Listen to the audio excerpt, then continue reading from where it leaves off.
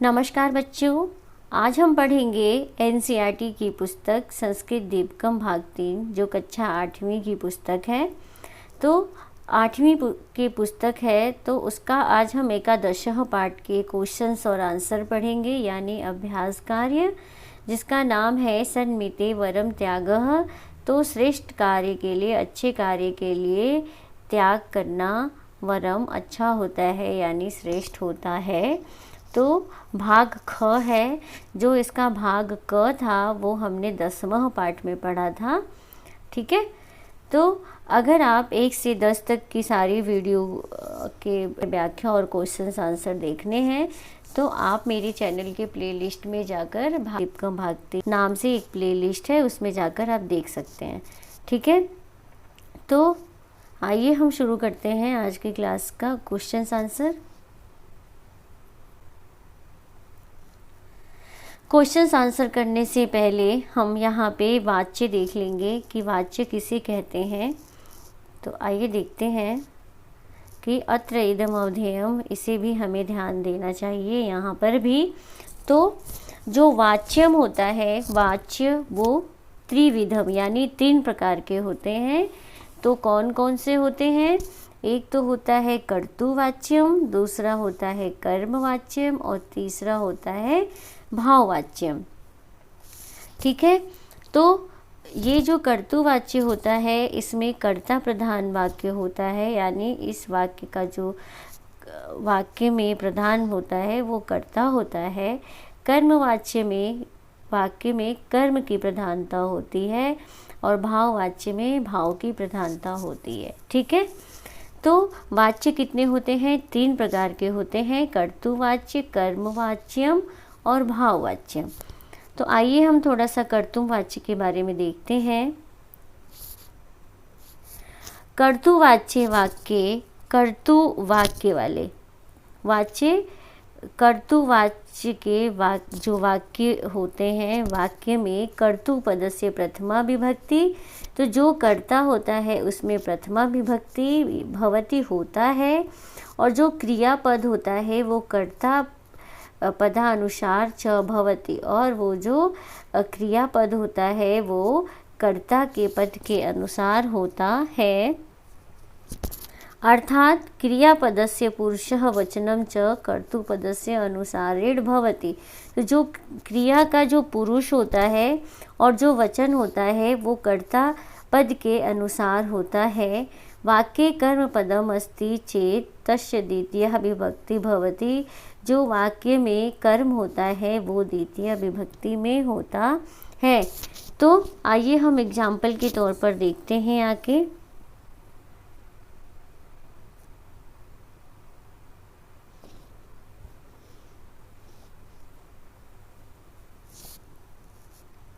यथा, जैसे बालकः ग्रामं गच्छति, त्वं ग्रामं गच्छसि, अहम ग्रामं गच्छामि।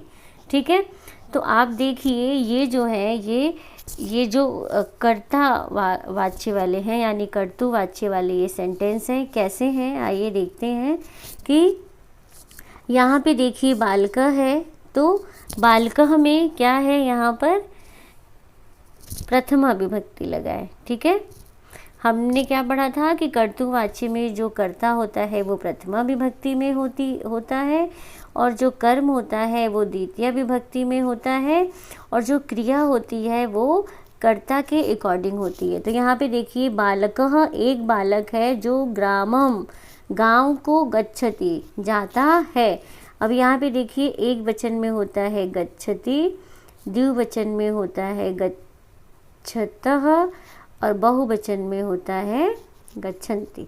ठीक है, तो हमने पढ़ा कि कर्ता के अकॉर्डिंग क्रिया होती है। तो यहाँ पे देखिए बालकः एक वचन है, तो इसका कर्ता भी क्या है, इसका क्रिया भी क्या है, एक वचन। तो ये देखिए गच्छति। ठीक है, अगर यहाँ पे बालकः होगा तो यहाँ पे गच्छतः हो जाएगा, अगर यहाँ पे बालकाः होगा तो यहाँ पे गच्छन्ति हो जाएगा। इसी तरह तुम भी क्या है, तुम ग्रामम गच्छसि। तो अब यहाँ पे देखिए गच्छसि आ गया और यहाँ पे गच्छति आ गया। क्यों? क्योंकि जो ये वाला सेंटेंस है ये भी कर्तुवाच्य का ही है, लेकिन यहाँ पे तुम है। तो हमने क्या पढ़ा था कि क्रिया जो होगी वो कर्ता के अकॉर्डिंग होगी। तो यहाँ पे तुम है, मध्यम पुरुष का है ये, मध्यम पुरुष में तो तुम के साथ यहाँ पे क्या लगेगा, गच्छसि। अब यहाँ पे देखिए अहम है, तो अहम के साथ यहाँ पे क्रिया क्या लगी है, गच्छामि। तो अहम क्या है कि ये उत्तम पुरुष का कर्ता है। तो उत्तम पुरुष का, ये उत्तम पुरुष का सर्वनाम शब्द है। तो इसका क्या हो जाएगा यहाँ पे, गच्छामि, अहम ग्रामम गच्छामि। ठीक है।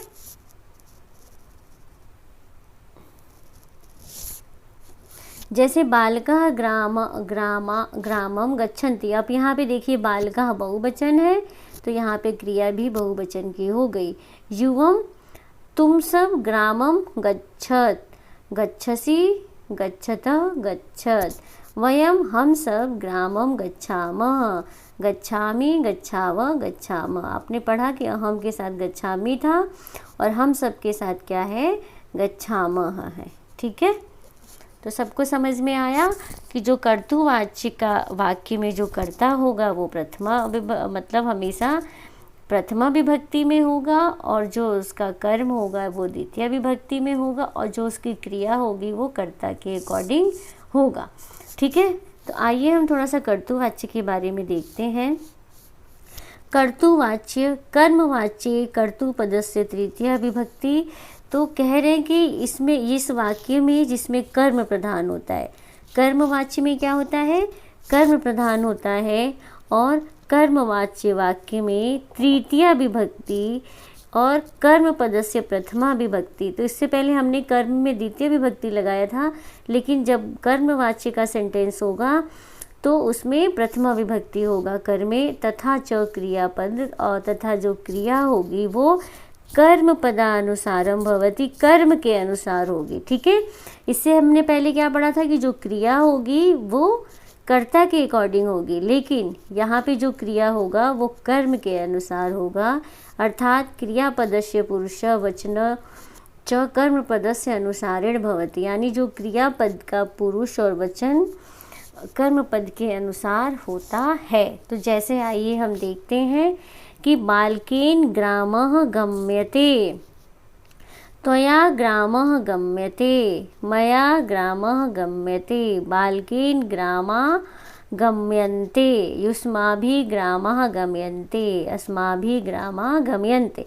तो हमें ध्यान देना है कि जो कर्मवाच का कर्ता होता है वो तृतीया विभक्ति में होता है। यहाँ पर देखिए बालकेन, और वो जो उसका कर्म होगा वो प्रथमा विभक्ति होगा। हमने पढ़ा कि जो कर्म है वो प्रथमा विभक्ति में होगा, और गम्यते जो होगा वो कर्म के अकॉर्डिंग होगा, जो क्रिया है वो कर्म के अकॉर्डिंग होगा। ठीक है। त्वया ग्रामः गम्यते, तुम्हारे द्वारा। तो अब देखिए त्वया में भी तृतीया विभक्ति लगी हुई है, और ये कर्म है तो कर्म में प्रथमा विभक्ति लगी है, और जो गम्यते है वो कर्म के अकॉर्डिंग क्रिया लगी हुई है। ठीक है। नियम यही कह रहा था ना कि अगर कर्मवाच्य वाले सेंटेंस होते हैं तो उसके कर्ता में तृतीया विभक्ति। आइए हम देखते हैं, देखिए मया में तृतीया विभक्ति और उसके कर्म में प्रथमा विभक्ति। तो यहाँ कर्म है तो ग्रामः प्रथमा विभक्ति, और गम्यते ये ग्रामः के अकॉर्डिंग ये आपकी क्रिया होगी। उसी तरह बालकेन, बालकेन में भी देखिए तृतीया विभक्ति। अब यहाँ पे देखिए ग्रामः जो कर्म है वो बहुवचन है, तो उसकी क्रिया भी क्या हो जाएगी, गम्यन्ते। यहाँ पे देखिए क्रिया भी कर्म के अकॉर्डिंग होगी। तो क्रिया जो है, कर्म जो है बहुवचन है तो क्रिया भी बहुवचन है। उसी तरह है युष्माभि, तो इसमें भी क्या लगा है, तृतीया विभक्ति, और ग्रामः देखिए बहुवचन है तो यहाँ पे भी गम्यन्ते, अस्माभि ग्रामः गम्यन्ते। तो हमने क्या पढ़ा कि जो कर्तुवाच्य वाला सेंटेंस होगा उसमें जो कर्ता होगा वो प्रथमा विभक्ति, कर्म में द्वितीया विभक्ति, और क्रिया में क्या लगाएंगे कि कर्म के अनुसार, कर्ता के अनुसार हम क्रिया लगाएंगे। और कर्मवाच्य में हमने क्या पढ़ा कि कर्ता में तृतीया विभक्ति होगा और कर्म में प्रथमा विभक्ति होगा, और क्रिया जो होगी वो कर्म के पद के अनुसार होगी। ठीक है। तो हमने एग्जाम्पल के तौर पर भी देख लिया।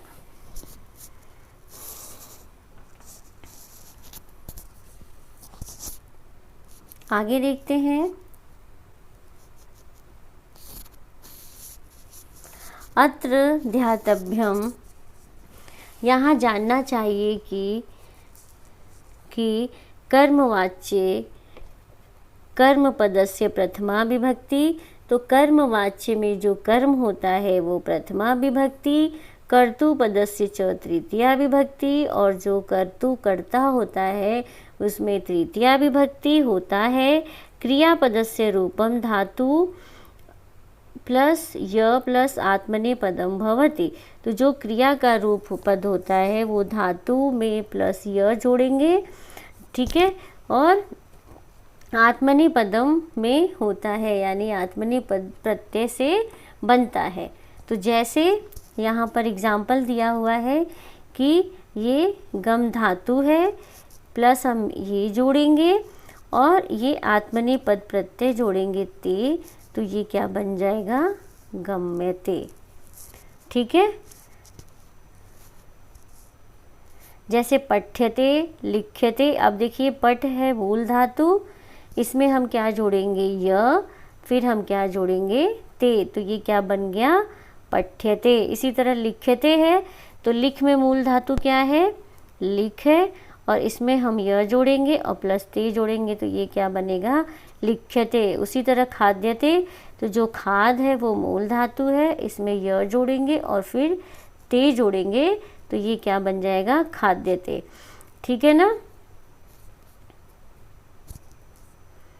तो इत्यादीनि यकार सहितानि भाव कर्मवाचक क्रियापदानि भवन्ति, तो इस प्रकार क्या होते हैं, भाववाच्य और कर्मवाच्य की क्रिया के पद होते हैं इस प्रकार से, ठीक है। तो आइए हम भाववाच्य देखते हैं। भाववाच्य की जहाँ कर्म नहीं होता है, कर्म पद का अभाव होता है, ऐसे अकर्मक वाक्य में भाववाच्य का प्रयोग होता है। तो जिसमें कर्म नहीं होता है, तो कर्म क्या होता है, जैसे राम पुस्तकम पठति, तो राम पुस्तक पढ़ता है, राम पुस्तकम पठति, तो राम पढ़ता तो है, राम पढ़ता है, लेकिन क्या पढ़ता है, पुस्तक पढ़ता है, ठीक है। तो पुस्तक क्या है, कर्म है। तो यही इस सेंटेंस में यही कह रहा है कि जिस वाक्य में जहाँ कर्म नहीं होता है, ऐसे अकर्मक वाक्य में भाववाच्य का प्रयोग होता है। और क्या होता है, कर्तुपदस्य तृतीया विभक्ति, क्रियापदस्य च केवलम एकम एवं अपरिवर्तनीयम रूपम भवति, और जो भाववाच्य में क्रिया हमेशा एक वचन में ही रहती है, उसमें कोई परिवर्तन नहीं होता है। तद च प्रथम पुरुषस्य एक वचनम रूपम, वहाँ प्रथम पुरुष का एक वचन का ही रूप होता है। जैसे देखिए यहाँ पे बालकेन, अब देखिए बालकेन, इसमें कर्ता में तृतीया विभक्ति, ये नियम कह रहा है यहाँ पे कि कर्ता में तृतीया विभक्ति, तो देखिए यहाँ भी तृतीया विभक्ति, यहाँ भी तृतीया विभक्ति, यहाँ पे भी तृतीया विभक्ति और यहाँ पे भी तृतीया विभक्ति, ये बालके जो बहुवचन है। तो आप देखिए कि जो इसकी क्रिया होगी केवल एक वचन में ही होगी।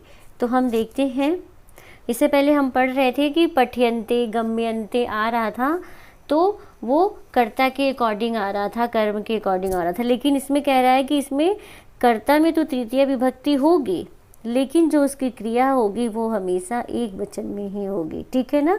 तो आप देखिए बालकेन, बालक के द्वारा हंसा जाता है, तो बालकों के द्वारा, यहाँ बहुत सारे बालक हैं तब भी यहाँ पे क्रिया एक वचन की ही है। यहाँ पे त्वया एक है और युष्मा भी तुम सब, तो ये बहुवचन है, फिर भी यहाँ की क्रिया क्या है, एक वचन में ही है। तो क्रिया हमेशा, जो भाववाच्य की क्रिया होगी वो हमेशा एक वचन में होगी, ठीक है। तो मैं उम्मीद करती हूँ कि सबको समझ में आ रहा होगा। आगे देखते हैं कि मया हस्यते, मेरे द्वारा हंसा जाता है, अस्माभि हस्यते, हमारे द्वारा। अब देखिए यहाँ मया जो एक वचन है, अस्माभि बहुवचन है, लेकिन उसकी क्रिया जो है वो दोनों की ही एक वचन है, ठीक है। इत्यमेव मतलब इस तरह से। तो अत्र ध्यातव्यम, यह ध्यान रखना चाहिए यत् कि हस्यते इति क्रियापदम कर्तुपदानां परिवर्तने अपि अपरिवर्तनम भवति। कुछ धातुएं हमेशा अकर्मक ही होती हैं, जिसका कोई कर्म नहीं होता है। कुछ धातुएं ऐसी ही होती हैं। इदम अपि ध्यातव्यम, हमें ध्यान रखना चाहिए, ठीक है। कुछ धातुएं हमेशा अकर्मक ही होती हैं, जैसे हंसना, क्रंद मतलब रोना, अस्था मतलब बैठना, स्नान करना, सी मतलब सोना, भू मतलब होना, ठीक है। तो ये हो गया। मैं उम्मीद करती हूँ कि आपको वाच्य समझ में आया हो। तो इसको 2-3 बार आप देखेंगे तो समझ में आ जाएगा। तो आइए हम अभ्यास के क्वेश्चन करते हैं। अभ्यासात् जायते सिद्धि। पहला क्वेश्चन है कि निम्नलिखितेषु वाक्येषु रक्तवर्णीयानि स्थूलपदानि आधृत्य प्रश्न निर्माणं कुरुत। तो निम्नलिखित नीचे दिए गए वाक्य में जो रक्तवर्णी यानी जो लाल रंग से वर्ण लिखा गया है, उस पद को स्थूल पदानी, उस पद को आधार बनाकर प्रश्न का निर्माण आपको करना है। तो बीरवरोः पत्नीम पुत्रम दुहितरश्च प्राबोधयत्। तो बीरवर ने पत्नी, पुत्र और पुत्री को जगाया। तो बीरवर ने, तो ये जो लाल रंग से दिया हुआ है स्थूल पद, मतलब जो अंडरलाइन किया गया, लिखा गया है रेड पेन से यानी लाल रंग से, उसको आपको आधार बनाकर प्रश्न का निर्माण करना है। तो बीरवर ने अपनी पत्नी और पुत्र और पुत्री को जगाया। तो हम क्वेश्चंस कैसे करेंगे कि कह, बीरवर की जगह हम लिख देंगे क, और बाकी सब सेम रहेगा और आगे हम लगा देंगे क्वेश्चन मार्क। तो हम सेंटेंस कैसे बनाएंगे? कह पत्नीम पुत्रः दुहितरश्च प्राबोधयत्। ठीक है, तो कौन जगाया? अब ख देखते हैं। ख है कि ततस्ते सर्वे सर्वमंगलायाः आयतनं गतः। फिर वे सभी, ततस्ते सर्वे, फिर वो सभी सर्वमंगल देवी के मंदिर चले गए। तो किसके मंदिर चले गए यहाँ पे? तो ये स्त्रीलिंग का है, देवी के लिए आया है सर्वमंगल देवी, तो ये स्त्रीलिंग है। तो यहाँ पे प्रश्न का निर्माण करेंगे तो ये ऐसे बनेगा, यहाँ पे हो जाएगा कस्याः, किसके मंदिर चले गए। तो ततस्ते सर्वे कस्याः आयतनं गताः, और यहाँ पे क्वेश्चन मार्क, इसकी जगह पे हम क्या लिखेंगे? कस्या। ठीक है, प्रश्न का निर्माण करना है। तो ये प्रश्न, ये वाले शब्द लगा के हम प्रश्न का निर्माण करेंगे। ठीक है। ग है कि वीरवरः वर्तनस्य निस्तारं पुत्रोत्सर्गेण अकरोत्। तो बीरवर ने अपने कर्तव्य का निर्वाह किससे किया? पुत्र त्याग से किया। ठीक है, तो बीरवर जो है वो अपने कर्तव्य का जो निर्वाह होता है वो पुत्र त्याग से किया। तो क्वेश्चन क्या बन जाएगा कि बीरवर ने अपने कर्तव्य का निर्वाह किससे किया, किसके द्वारा किया? तो यहाँ पे हो जाएगा केन। तो इसकी जगह पे हम क्या लिखेंगे? केन, और यहाँ पे क्वेश्चन मार्क लगा देंगे। ठीक है, तो कैसे लिखेंगे? बीरवरः वर्तनस्य निस्तारं केन अकरोत्, और यहाँ पे क्वेश्चन मार्क लगा देंगे। घ देखते हैं कि राजा स्वप्रसादम प्राविशत। तो राजा ने अपने महल में प्रवेश किया। स्वप्रसादम, तो राजा कहाँ प्रवेश किया?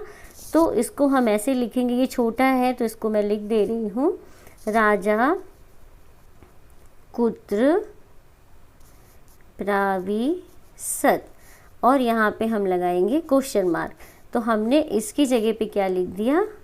कुत्र लिख दिया। तो ये क्या बन गया? ये प्रश्न वाले वाक्य बन गए। ठीक है, उसी तरह अंगः है कि महपति बीरवराय कर्णाट प्रदेशम अयच्छत। तो राजा ने बीरवर को क्या किया? पूरा कर्नाट प्रदेश दिया। तो बीरबराय किसको दिया? बीरबराय को दिया। तो जब हम प्रश्न निर्माण करेंगे तो हम ऐसे लिखेंगे कि महीपति कस्य किसको। अब इसके बाद सेम लाइन यही उतार देंगे, कर्णाट प्रदेशम अयच्छत। अब जब ये क्या बन गया, ये प्रश्नवाचक वाले सेंटेंस बन गए, तो यहाँ पे क्या हो जाएगा, क्वेश्चन मार्क लगा देंगे। यहाँ क्वेश्चन मार्क क्यों लगाएंगे? क्योंकि यहाँ पे प्रश्नवाचक शब्द लिखा गया है। ठीक है, तो आइए हम दूसरा क्वेश्चन शुरू करते हैं कि दूसरा क्वेश्चन क्या है। अधोलिखितान प्रश्नान उत्तरत, नीचे लिखे गए प्रश्नों के उत्तर लिखिए। तो दूसरा क्वेश्चन है कि बीरबरः किम अवर्ण्यत, बीरबल ने क्या वर्णन किया? तो उत्तर है कि बीरबरः अखिल राजलक्ष्मी संवादम अवर्ण्यत, संपूर्ण राजलक्ष्मी का उन्होंने संवाद का वर्णन किया। ख है कि प्राज्ञः धनानि जीविश्च केभ्य उत्सृजेत, बुद्धिमान व्यक्ति, यानी जो प्राज्ञ बुद्धिमान व्यक्ति धन च और जीवन केभ्य किसके लिए त्याग देता है?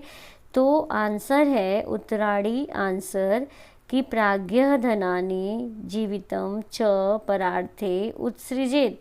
जो प्राज्ञ जो बुद्धिमान लोग होते हैं वो क्या करते हैं? परार्थे यानी दूसरों के लिए क्या कर देते हैं? त्याग दे देते हैं धन और जीवन का। ठीक है, ग है कि केन सदृशः लोके न भूतो न भविष्यति, तो संसार में, लोके मतलब संसार में, केन किसके समान, कोई न पहले हुआ, भूतो न कोई पहले हुआ, और न भविष्यति न आगे होगा।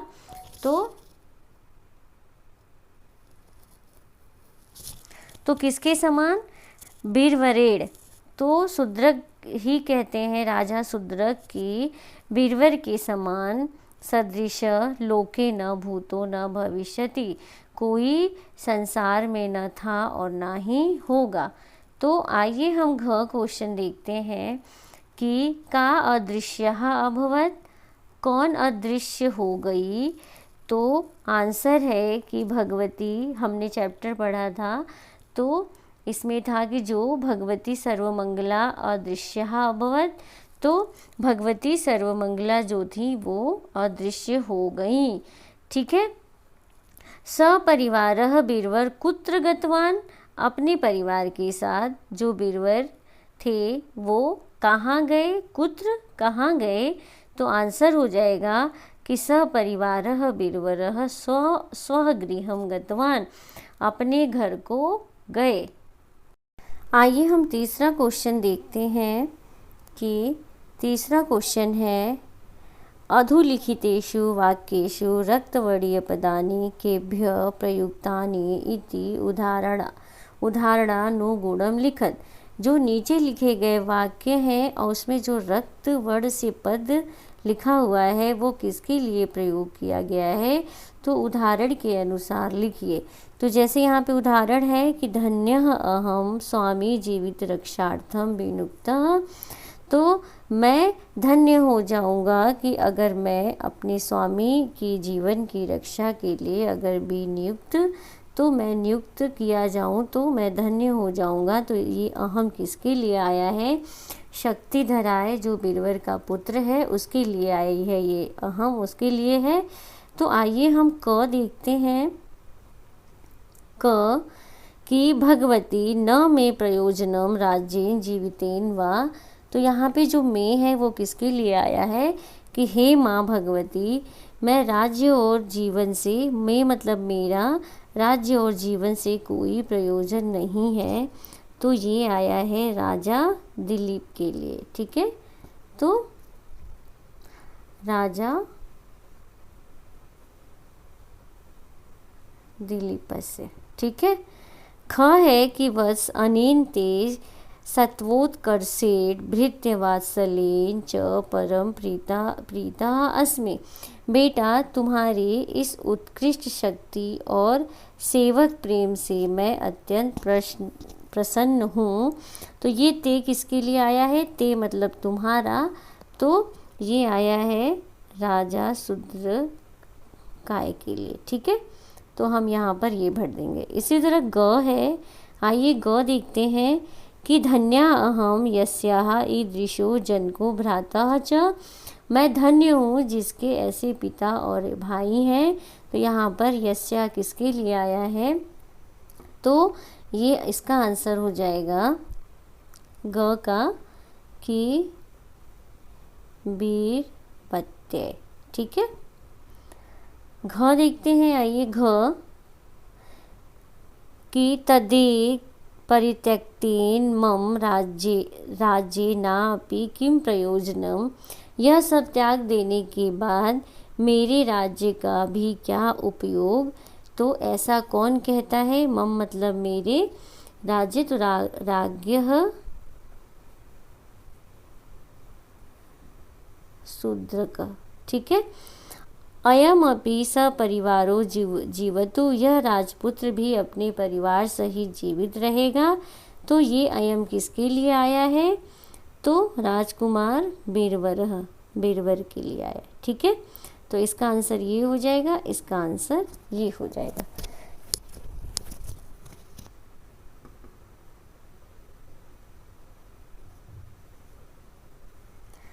चौथा क्वेश्चन है, आइए हम चौथा क्वेश्चन देखते हैं कि उदाहरण अनुसारम निम्नलिखितानि वाक्यानि अन्वय रूपेण लिखत। जो नीचे लिखे गए उदाहरण हैं यानी एग्जाम्पल है, उस वाक्य को अन्वय के रूप में लिखिए। तो उदाहरण के अनुसार, इसके अकॉर्डिंग ये जो नीचे लिखे गए वाक्य हैं उनको हमें क्या करना है? अन्वय के रूप में लिखना है। तो अन्वय किसे कहते हैं? जब हम किसी श्लोक को व्यवस्थित क्रम में लगाते हैं, ठीक है, तो उसे हम क्या कहते हैं? अन्वय। तो यहाँ पे देखिए ये एक श्लोक है, तो उसी को क्या किया इन्होंने? व्यवस्थित रूप में लगा दिया है, ठीक है ना, अन्वय के रूप में लगा दिया है। तो हमें क्या करना है? ये सारे जितने भी वाक्य हैं इनको अन्वय की। तो ये देखिए यहाँ पर क है कि न इदानी राज्यभंगस्ते भविष्यति। तो इसका जब हम अन्वय करके लिखेंगे उत्तर, तो ये हो जाएगा इदानीम ते राज्यभंगः न भविष्यति, ठीक है। तो इसी को सही क्रम में लिखना, अन्वय के रूप में लिखना है। तो इसको हम ऐसे लिखेंगे अन्वय करके, ठीक है। ये इसका अन्वय है। इसी तरह ख है कि तेन पातितम स्वशिरः स्वः कर अस्तखंडकेन। तो उत्तर हो जाएगा इसका कि तेन स्वकर अस्तखंडकेन स्वशिर पातितम। तो ये इसका अन्वय करके हमने लिखा, इसको व्यवस्थित करके लिखा, तो ये ऐसे लिखा गया, ठीक है। इसी तरह ग है कि तदा ममायु शेषडापि जीवतु राजपुत्रो बीरवरः सपुत्रेण पत्न्याः दुहित्रा च। तो इसको हम सही क्रम में लिखेंगे इस सेंटेंस को। तो उत्तर में क्या हो जाएगा कि तदा ममायु शेषडापि राजपुत्रो बीरवरः पुत्रेण पत्न्याः दुहित्रा च स जीवतु, ठीक है। तो ये अन्वय होके ये वाला वाक्य बनेगा, ठीक है, जब हम इसका अन्वय करेंगे। तो इसी तरह घ है कि तत्क्षणा देव देवी गता और दर्शनम। तो इसका हम ऐसे लिखेंगे कि तत्क्षणा देव देवी क्या की? अदर्शनम गता, ठीक है, अदर्शन हो गई यानी अदृश्य हो गई। अंग है, अंग का है कि महीपति अस्तस्मै प्रायच्छत समग्र कर्णाट प्रदेशम राजपुत्राय बीरवराय। तो जब हम इसका अन्वय करके लिखेंगे, इसको सही क्रम में लिखेंगे, तो यहाँ पे अंग का अन्वय करके नहीं लिखा हुआ है, तो आइए हम लिख देते हैं। तो जब हम इसका अन्वय करेंगे तो ये हो जाएगा कि महीपति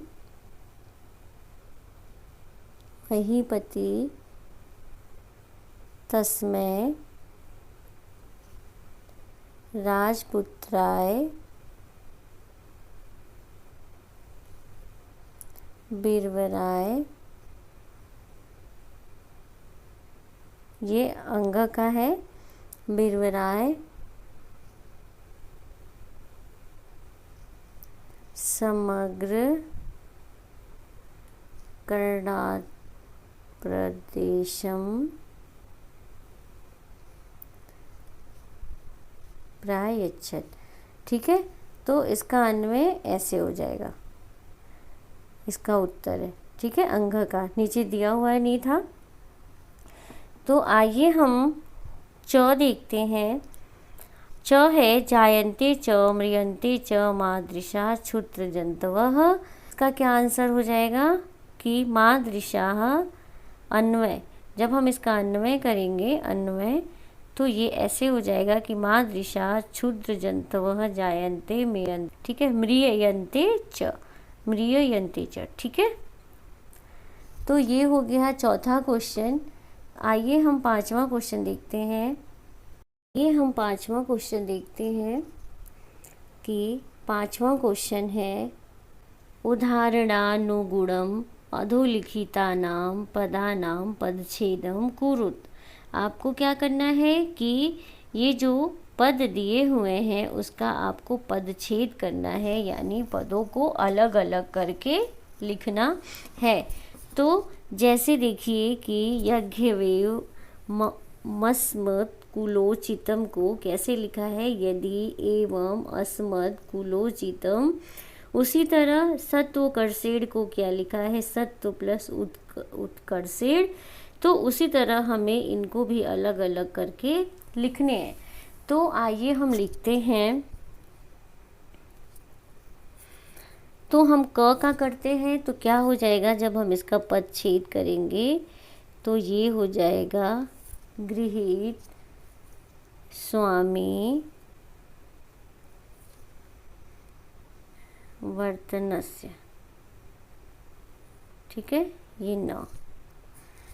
इसी तरह हम ख का करेंगे, तो ये हो जाएगा निस्तारः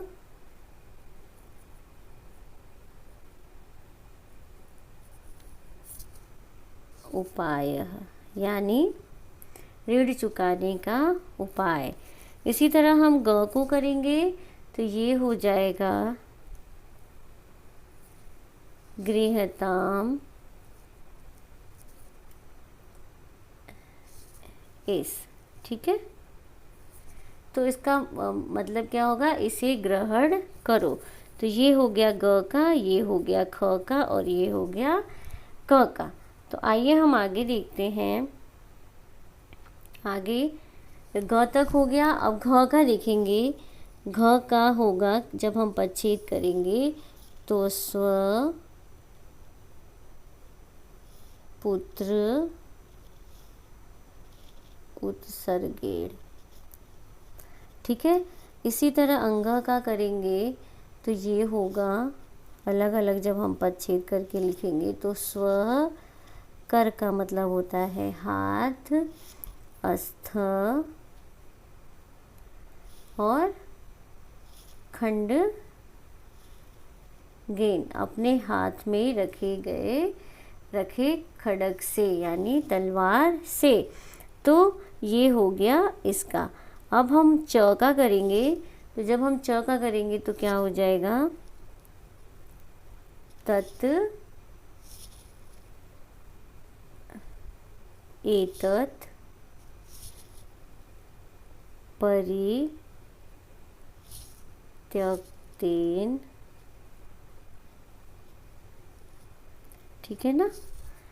तो आइए हम आगे देखते हैं। छ का हम पदच्छेद करेंगे तो क्या होगा,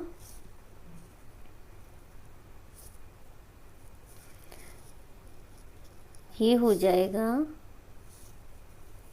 स्वः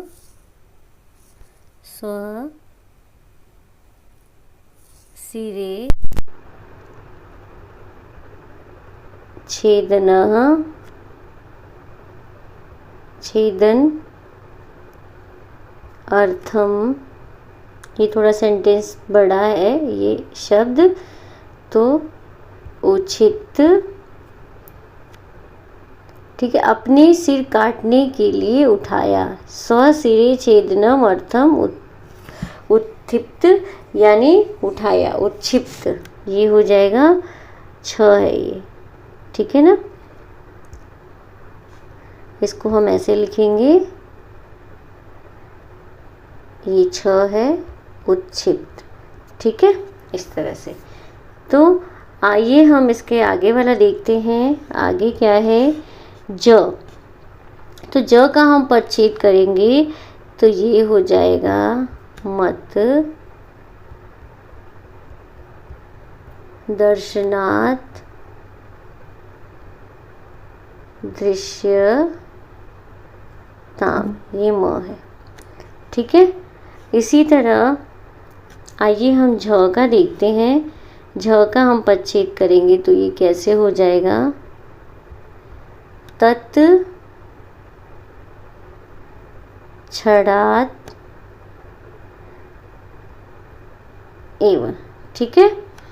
अब आइए यं का देखते हैं। यं का हम परिच्छेद करेंगे तो ये क्या बनेगा, लब्ध,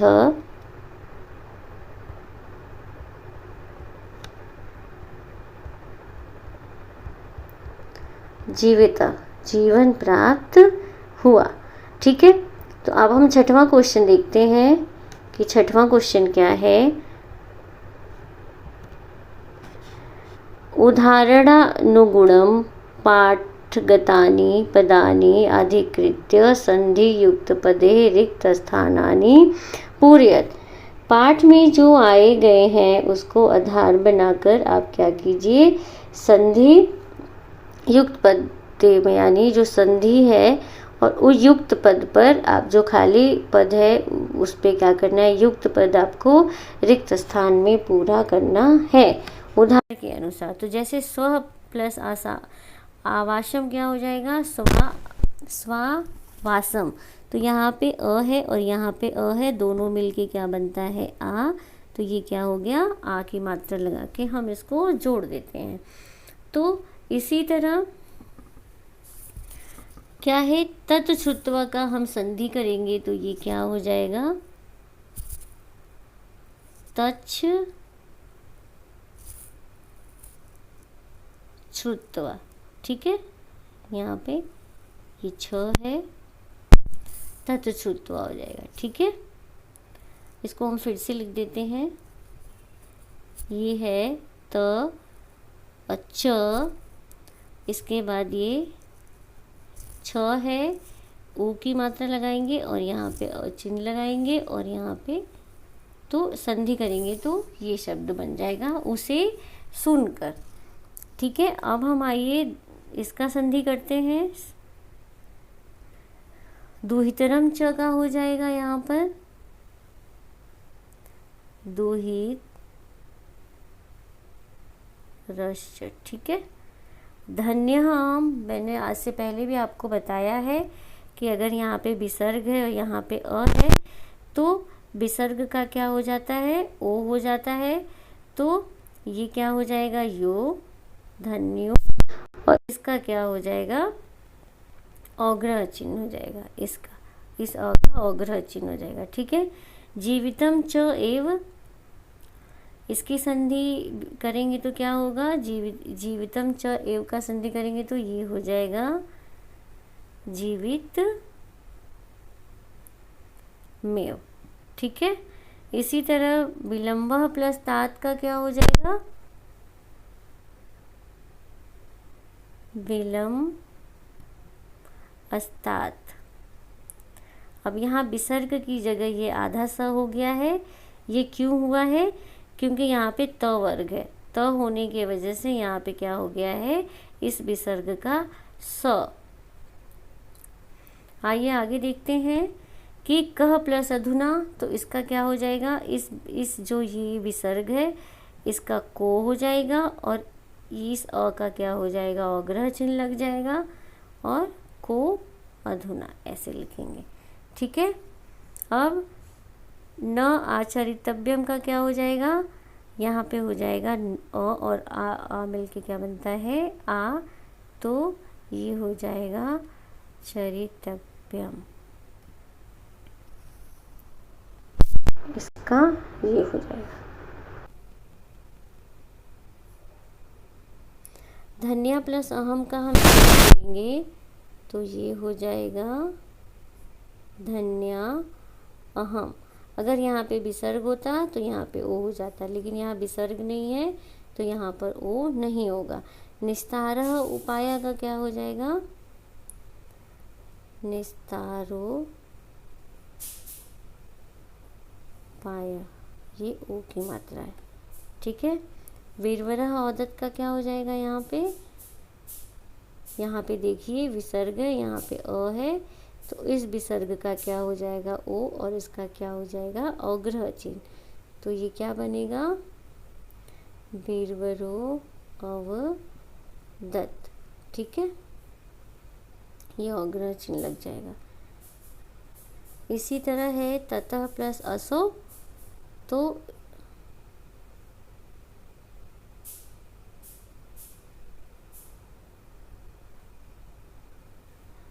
ततो प्लस असो का क्या बन जाएगा, यहाँ पे विसर्ग, यहाँ पे अ, तो सेम वही वाला रूल फॉलो होगा कि विसर्ग का ओ और इसका अग्रह चिन्ह, और ये हो जाएगा ततो असो।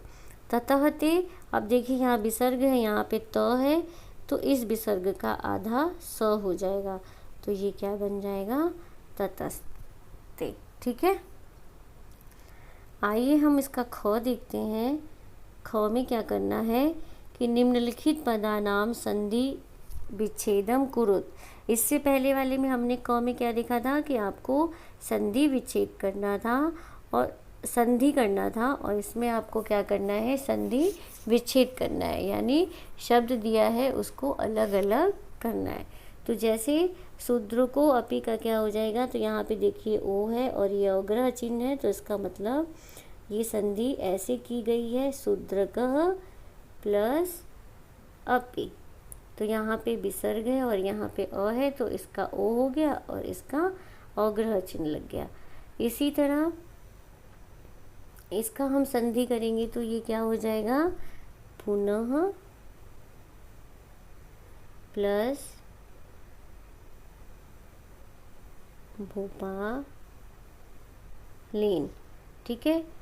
महीपति तस्मे का करेंगे तो यहाँ पे देखिए ये आधा स है, तो इसका विसर्ग होगा और ये आधा त, तो हम इसका कैसे करेंगे म, ये म है, महीपति ही, और ये विसर्ग है प्लस तस्मै। ठीक है। अगर विसर्ग के बाद त आता है तो इस विसर्ग का आधा स हो जाता है। तो इसी तरह हम प्रायच्छेद की संधि करेंगे तो क्या हो जाएगा प्र प्लस,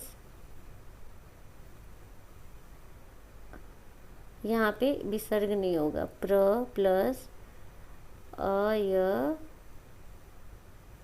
ये अ है अयच्छत। ठीक है। इसी तरह नृपति रपि का क्या हो जाएगा, संधि विच्छेद करेंगे तो नृपति ही प्लस अपि। ठीक है। अब हम सर्वेषाम अदृश्यम का करेंगे तो ये क्या हो जाएगा सर्वेषाम प्लस अदृश्य। ठीक है।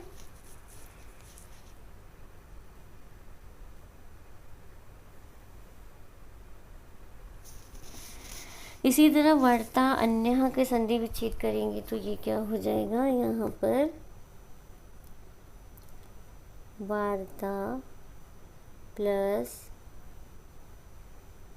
अन्य। ठीक है। राज्य भंगस्ते का संधि विच्छेद करेंगे तो ये हो जाएगा राज्य भंग प्लस ते। ठीक है। ये जो स है यहाँ पर विसर्ग लगा के ये राजभंग हो जाएगा, और ते, तो यहाँ पे विसर्ग है, यहाँ पे त है, तो अगर विसर्ग के बाद त वर्ग आता है तो इस विसर्ग का क्या हो जाता है, आधा स हो जाता है। ठीक है। इसी तरह गति गणतंभ्य का क्या हो जाएगा, तो देखते हैं, गति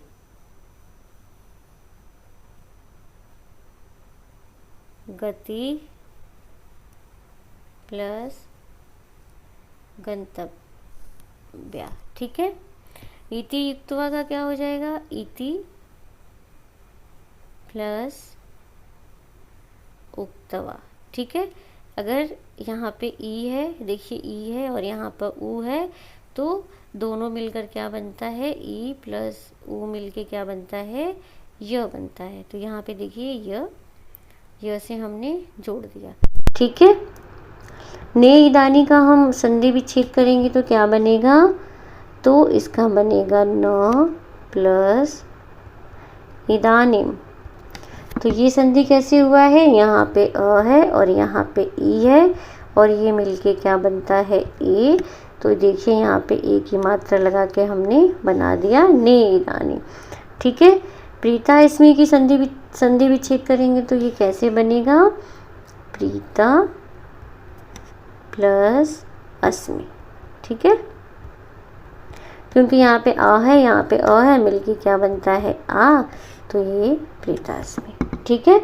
तो आइए हम 7वां क्वेश्चन देखते हैं।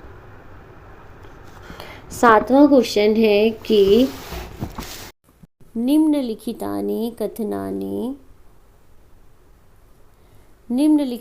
कथनानि कथाया घटना अनुसारम लिखत। जो नीचे लिखे गए कथन है उस कथा को आपको, कथा में से आपको घटना के क्रम अनुसार में लगाना है कि कौन सी घटना इसमें, यानी कौन सी लाइन पहले आई है।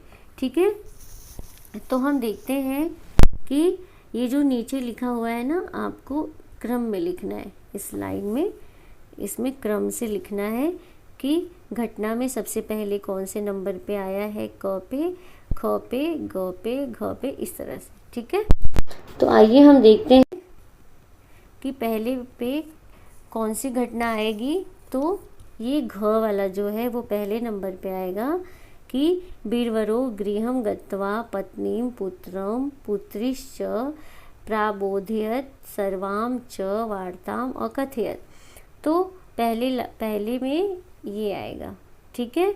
इसी तरह दूसरी घटना सबसे पहले, इसके बाद कौन सी घटना आती है कि पितुः वार्ताम श्रुत्वा, जब वो घर जाता है तो पिता की वार्ता को सुनकर जो शक्तिधर वो प्रसन्न होता है और अपने लिए समर्पण के लिए बोलता है। ठीक है। तो दूसरे नंबर पे ये आएगा ख वाला। तीसरे नंबर पे क्या आएगा कि छ है कि बीरवरः परिवारेण स सर्वस्य समर्पणम अकरोत्। तो तीसरे नंबर पे ये वाली घटना आएगी। चौथे नंबर पे कौन सी आएगी कि सर्वं दृष्ट्वा राजा शूद्रकः अपि सर्वस्य समर्पणार्थम सिद्धम अभवत्। तो ये हो जाएगा चौथे नंबर पे। ठीक है। पांचवें नंबर पे कौन सा आएगा कि भगवती प्रसन्न हुई थी, ये पांचवें नंबर पे आएगा। छठवें नंबर पे कि ये आएगा ग वाला कि प्रातः राजा बीरवरम अपृक्षत हा रात्रो किम अभवत्। और आठवें नंबर पे जो लाइन बच रही है वो आ जाएगा अंग वाला कि बीरवरेण उक्तम स्वामी न कापी वार्ता। तो कहता है कि कोई वार्ता नहीं हुई थी। सा नारी अदृश्य अभवत, व नारी अभवत हो गई थी, मतलब छुप गई थी। तो ये 7वें नंबर पे आएगा। ठीक है। तो आप ऐसे लिखोगे इसको यहाँ पर कि पहले में कौन सी लाइन आई थी, पहले में घ वाली लाइन यहाँ पे लिखोगे और दूसरे पे ख वाली लाइन दूसरी लाइन में, तीसरी लाइन में क्या लिखेंगे आप कि छ वाली लाइन इसमें आएगी तीसरे में, और चौथे में क वाली लाइन, पांचवी में आएगी च वाली लाइन, छठवीं में आएगी ग वाली लाइन और 7वें में आएगी अंग वाली लाइन, इस तरह से क्रम होगा। ठीक है, तो ये क्रम लिखकर आप उस लाइन को यहाँ पे लिख दोगे। तो आज की क्लास में हमने पढ़ा एकादश पाठ के क्वेश्चंस और आंसर। तो मैं आशा करती हूँ कि आप सभी को अच्छे से समझ में आ गया हो। अगर मेरी वीडियो आप सभी को अच्छी लगी हो तो लाइक, शेयर और सब्सक्राइब ज़रूर कीजिएगा, और हम मिलते हैं नेक्स्ट वीडियो में। तब तक के लिए सभी को धन्यवाद।